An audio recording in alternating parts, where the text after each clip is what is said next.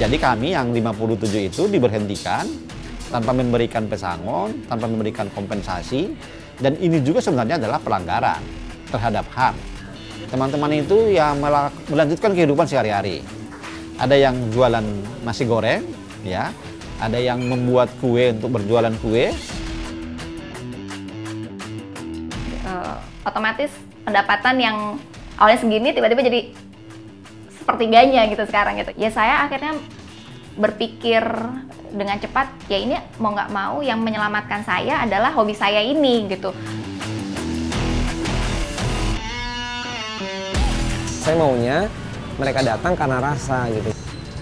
Saya sih berusaha bahwa nantinya ke depannya ketika kita bicara berusaha ini, nilai-nilai kejujuran yang paling kita kedepankan gitu.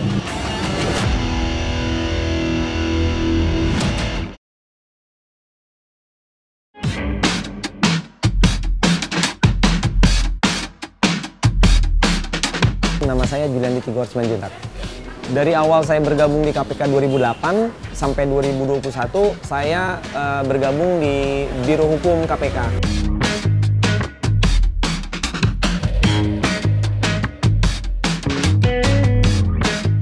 Nama lengkap saya itu Ita Feria gitu, cuma saya biasanya dipanggilnya dengan Tata gitu. Dari 2017 sampai 2021 saya itu jadi bagian di Biro Humas sebagai spesialis atau fungsional humas muda ya.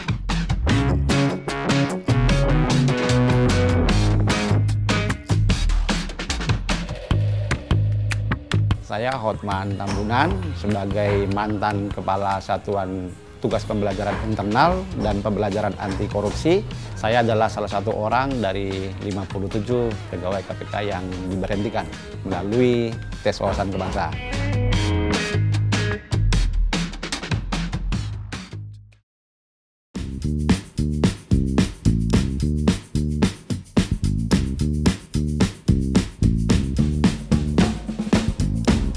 Jadi gini, setelah saya dinyatakan tidak memenuhi syarat, kemudian saya dinonjobkan, kemudian kemudian statement bahwa kenapa saya tidak memenuhi syarat itu adalah salah satu indikatornya adalah karena kami itu merah, kami itu tidak bisa dibina, bahasanya seperti itu.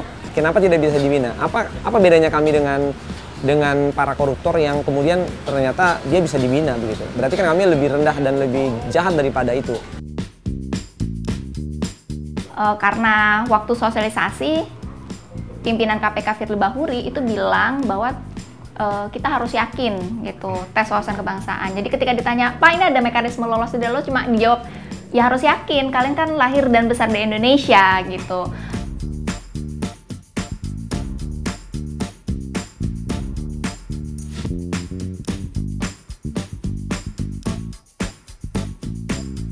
Jadi kami yang 57 itu diberhentikan tanpa memberikan pesangon, tanpa memberikan kompensasi, dan ini juga sebenarnya adalah pelanggaran terhadap HAM. Teman-teman itu yang melanjutkan kehidupan sehari-hari. Ada yang jualan nasi goreng, ya, ada yang membuat kue untuk berjualan kue. Nah, seperti saya kembali ke warung kopi, mencoba melanjutkan bisnis warung kopi bersama dengan teman saya, partner saya, walaupun sebenarnya warung kopi ini telah didirikan 4-5 tahun yang lalu ya.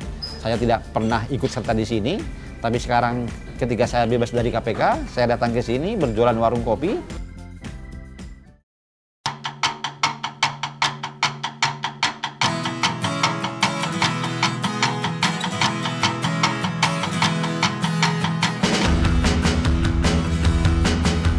Kalau rotian gitu ya.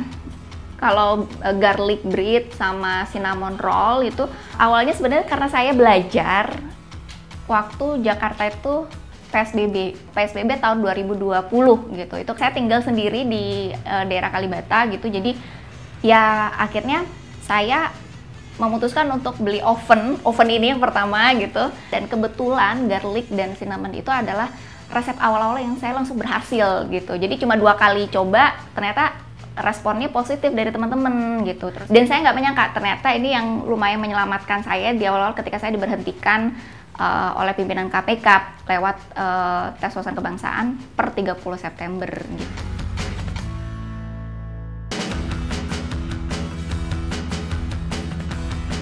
Ya saya seperti ini, jadi setiap hari saya mempersiapkan usaha saya, nasi goreng gitu.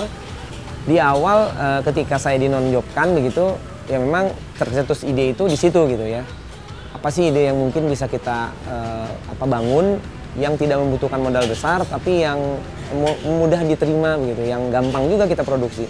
Saya tidak memiliki latar belakang pendidikan kuliner, saya tidak bisa masak awalnya gitu. Saya belajar sepenuhnya dari YouTube dan membaca-baca artikel gitu.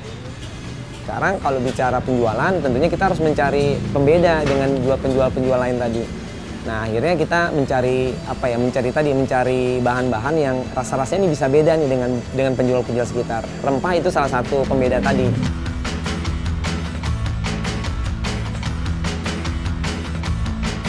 Tabe itu sebenarnya artinya adalah dalam orang Batak itu adalah selamat, bersahabat ya.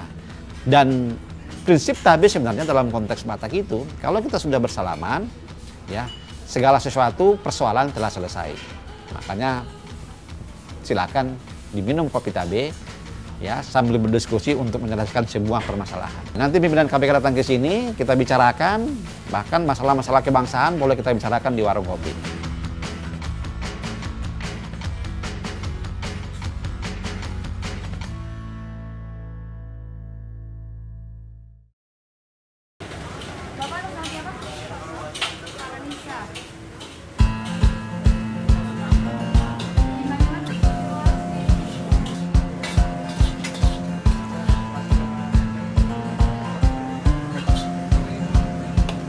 Namanya usaha itu kan ini ya, niat. Kenapa saya join dengan temen gitu? Itu karena itu untuk mengatasi itu. Jadi kalau saya lagi down, teman saya yang menyemangati, ayo kita mulai. Jadi saya akhirnya join bareng. Ya kalau menu favorit yang kami coba tawarkan itu adalah nasi rempah ayam crispy. Pernah kami dengan orderan yang dipesan oleh kantor itu 250 sampai 300. Tapi kalau di luar itu yang kami tidak menerima orderan di angka 150-an porsi sih semalam pernah.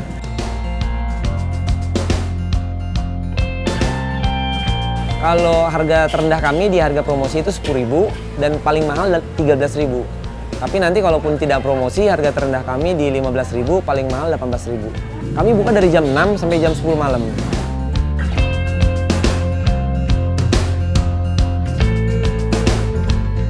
Jadi nama produk kita itu Cake Club gitu.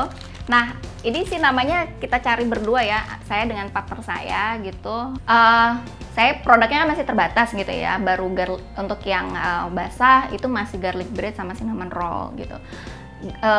Dua roti ini yang memang best selling sejauh ini. Sedangkan untuk kue kering kita juga open ordernya pre-order sistemnya gitu. Jadi kita sesuaikan dan sejauh ini sih udah lebih dari 200 toples ya Mas, yang paling dicari itu 3 produk. Pertama nastar, yang kedua lidah kucing sama kastengel gitu.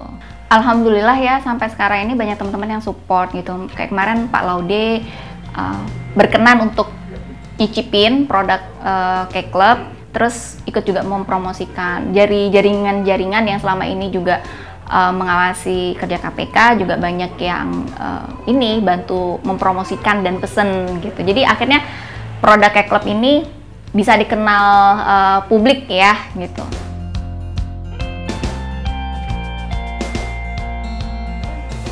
Kalau pandemi memang semua usaha down ya. Sama juga dengan warung kopi. Karena sebenarnya kan di warung kopi itu kan orang berkumpul. Nah sekarang antisipasi kita lebih menjual ke produknya melalui e-commerce, online selling istilahnya kan gitu kan ya. Jadi sekarang kami lebih memfokuskan penjualan produk melalui online.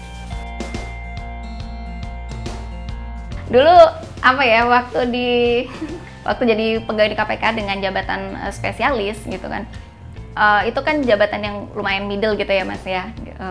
Otomatis pendapatan yang awalnya segini tiba-tiba jadi sepertiganya gitu sekarang gitu. Jadi ya karena hidup harus tadi berjalan gitu ya, berlanjut ya, mau nggak mau gitu ya, kita harus cari putar otak untuk bagaimana income-nya bisa sama seperti sebelumnya gitu.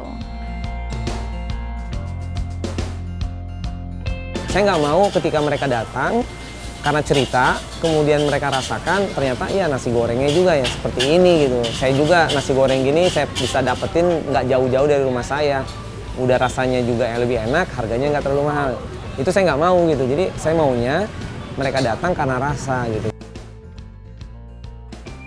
Ya kalau yang unik sih gini, karena kan sekarang udah tahu saya adalah pegawai KPK gitu ya. Jadi mereka ada yang unik tuh cerita, biasanya mereka nggak mau kalah gitu. Jadi mereka menceritakan juga bahwa mereka itu memiliki prestasi yang seperti apa begitu.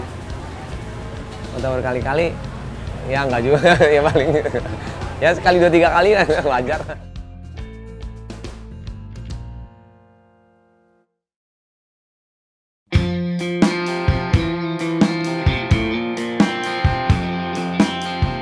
Karena backgroundnya komunikasi ya, sekarang dulu jadi agak nyambung dikit untuk di bagian komunikasinya gitu.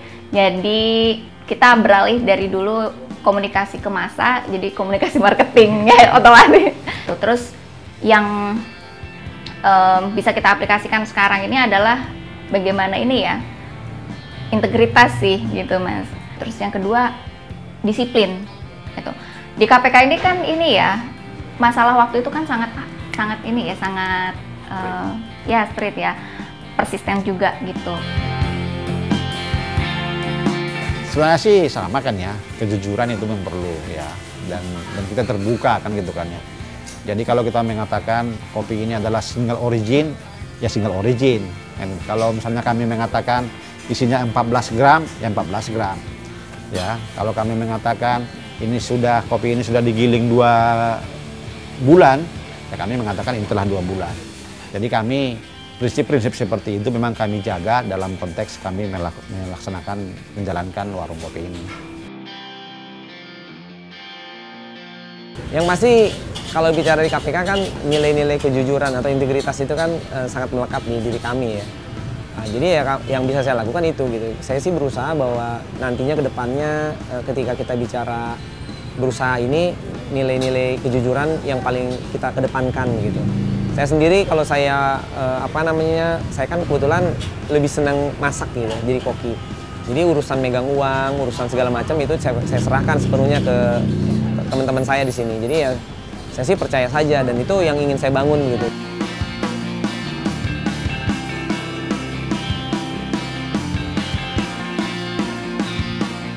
Kita menghargai ya, kita sangat menghargai sikap Bapak Kapolri sebagai alternatif untuk penyelesaian masalah ini.